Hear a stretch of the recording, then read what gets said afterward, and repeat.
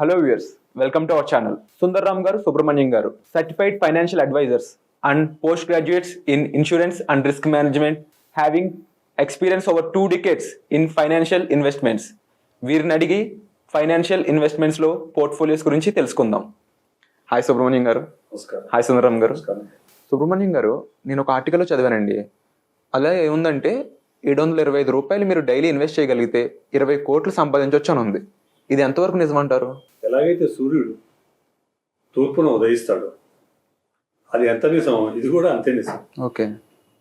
కానీ మీకు ఆ నిజం చెప్పే ముందు చిన్నప్పటి జ్ఞాపకాలు ఒకసారి నేను గుర్తు చేయాలి. Sure sir. చిన్నప్పుడు మన ఇళ్లలో పుట్టినరోజు పండక్కి మన పెద్దవాళ్ళు, మామయ్యలు కానీ తాతయ్యలు కానీ మన ఇంటికి వచ్చి వాళ్ళు మనకు కిడ్డీ బ్యాంక్ని ఇచ్చేవారు. చూస్తుంటే ఆంధ్ర బ్యాంక్ ఇంత ఉండేది చిన్న.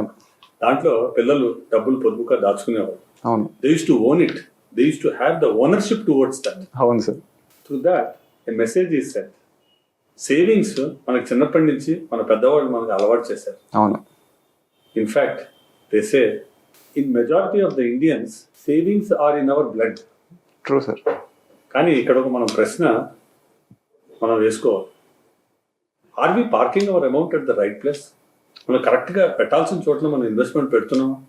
Or are we doing what the traditional concept which is coming from ages, ఎక్కడి నుంచి అయితే మన పూర్వీకులు ఇన్వెస్ట్ చేస్తూ వచ్చారో దాంట్లో ఇన్వెస్ట్ చేస్తున్నాం? సుబ్రహ్మణ్యం గారు, నాకు ఒక question. Parking our investments in right place అనేది కొంచెం మాకు ఎలాబరేట్ చేసి చెప్తారా? ఈ రోజు కూడా మనం మా తాతగారు ఏ ఇన్వెస్ట్మెంట్ లో అయితే పెట్టేవారో అదే ఇన్వెస్ట్మెంట్ లో నేను కూడా సేవ్ చేస్తున్నాను. Okay. Like in bank RD, post office RD అనుకోండి, ఆర్ బీమా సంస్థల్లో అనుకోండి, ఇవే తప్పు కాదు. కానీ దాని నుంచి వచ్చే ఆ ROI, return on investment, is only 5 to 6%, whereas inflation is 7 to 8%. ఇంకా దీంట్లో నేను inflation, child education inflation is very high. Okay. Medical inflation is very high. అది తీసుకోవటంలా only inflation, our living cost I'm taking, this is 7 to 8%. కానీ మనకు వచ్చేది only 5 to 6%. మనకు వచ్చేది తక్కువ ఉంది, ఖర్చు ఎక్కువ ఉంది. తప్పకుండా సార్. మరి కామన్ మ్యాన్ ధనవంతుడు అవ్వాలనుకునే కళ ఎలా నెరవేరుతుంది? ఇన్వెస్ట్మెంట్ లో కూడా మార్పులు వచ్చాయి. ఎలాగైతే మనం టైప్ రైటర్ నుంచి ల్యాప్టాప్స్ ఆర్ ఐప్యాడ్ దాకా వచ్చాము, ద రివల్యూషన్ చేంజ్ చేసుకాం. ల్యాండ్ లైన్ నుంచి మొబైల్ ఫోన్స్కి వచ్చాము, బైసైకిల్ నుంచి we have come to electric vehicles today. Change is innovatable, దీన్ని ఎవరూ మార్చలేరు. మానవ జీవన శైలిలో కూడా ఈ మార్పు అనేది తప్పకుండా రావాలి. It is for our own good and benefit. ఇంకొకటి మీరు గమనిస్తే, మనం బ్యాంకులోంచి డబ్బులు డ్రా చేయాలంటే లైన్లో నుంచునేవాళ్ళం. Today we are going to ATMs.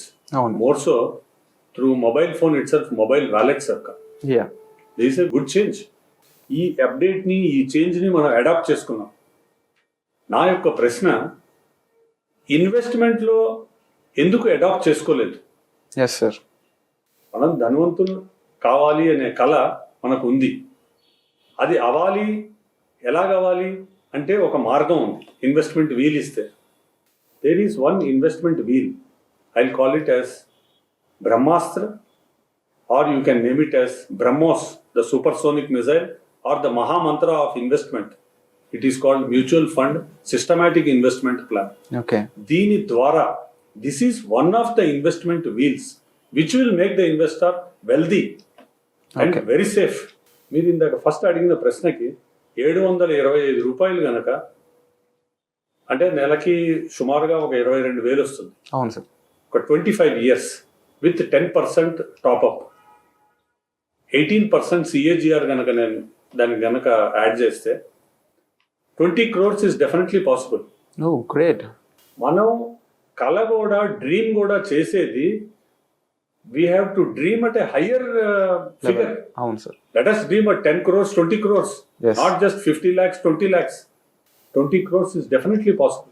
Also, for the customers whom we are having, who have been with us since quite some time, Wala CAGR is over 20% in many of the funds. Okay. In case if I take 20% as CAGR with 10% top up, only 16,000-17,000 per month is enough to reach the corpus. 20 crore corpus. 20 కోట్లు reach అవడానికి 18,000 సరిపోతుంది. Yes. Great sir. In 25 years this is definitely achievable. Okay. మీ ద్వారా ప్రేక్షకులకి చెప్పేది ఏంటంటే, mutual fund systematic investment ప్లాన్లో ఈ మార్పు అనేది ప్రతి ఇన్వెస్టర్లోనూ రావాలి. ఇది నేను కోరుకుంటున్నాను.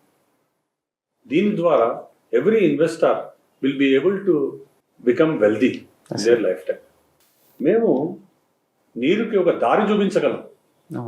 దారి చూపించి సరైన మార్గంలోకి ఆ నీరు కనుక ప్రవహిస్తుంటే చెట్టుకి వెళ్తుంది, ఆ మొక్కకి వెళ్తుంది, మొక్క చెట్టు అవుతుంది, వృక్షం అవుతుంది, flowers and fruits customers can enjoy. ఇదే నీరుకి దారి లేదనుకోండి, a good financial advisor, if he is not there to an investor, the water will just go waste and it goes down the drain. Sir guidance లేకపోతే అది ఎటు వెళ్తుందని మనం చెప్పలేం. ఈ మ్యూచువల్ ఫండ్ యొక్క సిపి యొక్క విధానం ఎలా ఉంటుంది అన్నది మా సోదరుడు సుందర్రామ్ ఎక్స్ప్లెయిన్ చేస్తారు. తప్పకుండానండి. ఇప్పుడు ఎస్ఐపి అనేది సిస్టమేటిక్ ఇన్వెస్ట్మెంట్ ప్లాన్ అంటే సింపుల్, ఇంటెలిజెంట్ అండ్ ప్రాక్టికల్ అనమాట. ఇప్పుడు జనరల్గా ఎలా ఉంటుందంటే, ఇప్పుడు మీ దగ్గర సపోజ్ ఒక 5,000 రూపాయలు ఉన్నాయనుకోండి, మీరు వెళ్ళి ఒక 25-30 టాప్ షేర్స్లో మీరు కొనుక్కుందాం అనుకున్నారు అనుకోండి, అది సాధ్యపడుతుందా? పడదు. అలాగే మీరు వెళ్ళి బ్యాంకులో ఎఫ్డి ఒక 5,000 రూపీస్ పెట్టారనుకోండి, కొన్ని బ్యాంక్స్లో మనం చూసాం గతంలో వాళ్ళకి ఇబ్బందులు వచ్చి అదర్వైజ్ దాంట్లో నుంచి మీరు మనీ డ్రా చేయలేరని చెప్పి, మీరు ఇంతే డ్రా చేయాలని చెప్పి రిస్ట్రిక్టెడ్గా ఉంటుంది. సో అలాంటప్పుడు మీరు దాంట్లో ప్రాబ్లం ఉంది కాబట్టి మీరు 10 బ్యాంకుల్లో పెట్టగలరా? పెట్టలేరు.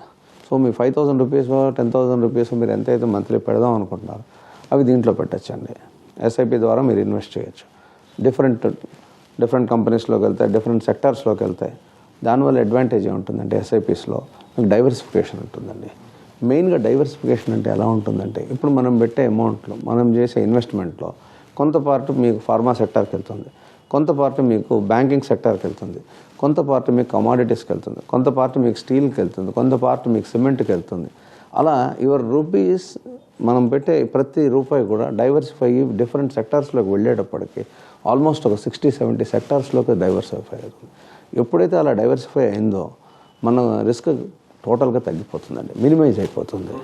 ఇప్పుడు పొద్దున మనం నిద్ర లేచినప్పటి నుంచి బ్రష్ మనం వాడతాం, కోల్గేట్ టూత్పేస్ట్ వాడతాం, టాటా టీ పౌడర్ వాడతాం, అమూల్ మిల్క్ వాడతాం, గోద్రేజ్ సోప్ వాడతాం, బాటా షూస్ వేసుకుంటాం. అలా మనం చూసుకుంటే కనుక ప్రతి కంపెనీలో కూడా మనం భాగస్వాములు అవ్వచ్చు. ఇవన్నీ ఆర్గనైజేషన్స్, బ్రాండ్స్ కూడా. బ్రాండ్స్ ఇవన్నీ బ్రాండ్స్. మనం వీటన్నిటిలో కూడా we can become unit holders and we can get the benefit అనమాట. That is the biggest advantage. Minimum మనీతో కూడా మనం వీటన్నిటిలో కూడా పార్టిసిపేట్ చేయొచ్చు. అండ్ మనకి ఇంకొక సెకండ్ అడ్వాంటేజ్ ఏమవుతుందంటే, మార్కెట్ వాలటాలిటీ వల్ల మనకు రూపీ కాస్ట్ యావరేజింగ్ వస్తుంది. ప్లస్ ఇంకోటి మేజర్గా మ్యూచువల్ ఫండ్స్లో మీకు వచ్చే బెనిఫిట్ ఏంటంటే పవర్ ఆఫ్ కాంపౌండింగ్ అండి. పవర్ ఆఫ్ కాంపౌండింగ్ అనేది ఏంటంటే, it is the 8th wonder of the world అంటారు. అది ఐన్స్టైన్ థియరీ. మీ 1 రూపీ 2 రూపీస్ అవుతుంది, 2 4 అవుతుంది, 4 8 అవుతుంది, 8 16 అవ్వదండి, 8 64 అవుతుంది. That is the power of compounding. And అది ఖచ్చితంగా మీకు ఎస్ఐపిలో మీకు కనబడుతుంది. Over a period of time your money will grow like that. That is the advantage అండి. మనం చూసుకోవాల్సింది ఏంటంటే, whatever we are investing is our investment inflation proof. అంటే ఇది ఓవర్ అండ్ అబవ్ మనకి ఇన్ఫ్లేషన్ కంటే పైన మనకి రిటర్న్ ఇస్తుందా? ఎందుకంటే మీరు చూసుకుంటే కనుక మనకు వచ్చే రిటర్న్లో దానికి 2 రిటర్న్స్ ఉంటాయండి. ఒకటి యాక్చువల్ రిటర్న్ ఉంటుంది, ఇంకోటి వచ్చేసి రియల్ రేట్ ఆఫ్ రిటర్న్ అని ఉంటుంది. యాక్చువల్ రిటర్న్ అనేది ఎలా ఉంటుందంటే, ఇప్పుడు ఓకే మనకు ఇంత రిటర్న్ వచ్చింది, దాంట్లో మన ట్యాక్సేషన్ పోను మనకి ఇంత రిటర్న్ ఉంది అని ఉంటుంది. కానీ రియల్ రేట్ ఆఫ్ రిటర్న్ అని చూసేటప్పటికి దాంట్లో మనం యాక్చువల్ రిటర్న్లో మనం ఇన్ఫ్లేషన్ తీసుకోం. యాక్చువల్గా ఇన్ఫ్లేషన్ తీసుకుంటే కనుక అది మైనస్ ఉంటుంది, వేరే అవర్ క్యాపిటల్ ఈజ్ ఎరోడెడ్. అదే కనుక మీరు RRR అని ఉంటుంది, రియల్ రేట్ ఆఫ్ రిటర్న్. అది కనుక తీసుకుంటే మీరు ఓవర్ అండ్ అబవ్ ఇన్ఫ్లేషన్ మనం సంపాదించిందే మన రిటర్న్. దట్ ఈస్ వేర్ మనకి ఎస్ఐపి మనకి బ్యూటిఫుల్గా పనిచేస్తుంది. అయితే సుందర్రామ్ గారు, ఈ ఎంఎఫ్ మ్యూచువల్ ఫండ్ సిప్లో ఎవరైనా ఇన్వెస్ట్ చేయొచ్చా, లేదంటే పర్టికులర్ ఏజ్ గ్రూప్ ఏదైనా ఉందా దీనికి? అలా ఏం లేదండి, ఎవరైనా ఇన్వెస్ట్ చేయొచ్చు, ఎప్పుడైనా ఇన్వెస్ట్ చేయొచ్చు. మా దగ్గర ఒక 1 year old బేబీ కూడా ఇన్వెస్ట్ చేసిన వాళ్ళు ఉన్నారు, ఒక 75 years old పర్సన్ కూడా ఇన్వెస్ట్ చేసిన వాడు. అయితే సుందర్రామ్ గారు, ఫర్ ఎగ్జాంపుల్ మీ క్లయింట్లో ఎవరొకరికి సడన్ ఎమర్జెన్సీ వచ్చింది ఇన్వెస్ట్ చేశాక, వాళ్ళకి ఆ ఎమర్జెన్సీ కోసం కొంత అమౌంట్ తీసుకోవాలనిపించింది. Is it possible sir? Yes అండి, partial withdrawal is also allowed. Partial withdrawal is also allowed. అయితే సుందర్రామ్ గారు, ఈ మ్యూచువల్ ఫండ్ సిప్ అనేది చాలా బెటర్ అనిపిస్తుంది. అలాగే మనం ఈ ప్రాసెస్ గురించి ఇంకొంచెం మాకు ఎక్స్ప్లెయిన్ చేస్తారా? తప్పకుండానండి. ఇదంతా కూడా వెరీ సింపుల్, కన్వీనియంట్, ఫ్లెక్సిబుల్ అండి. ఎలా అంటే అన్ని ఇప్పుడు ప్రతిదీ ఎలా అయితే ఆన్లైన్ ఉందో ఇది కూడా ఆన్లైనేనండి.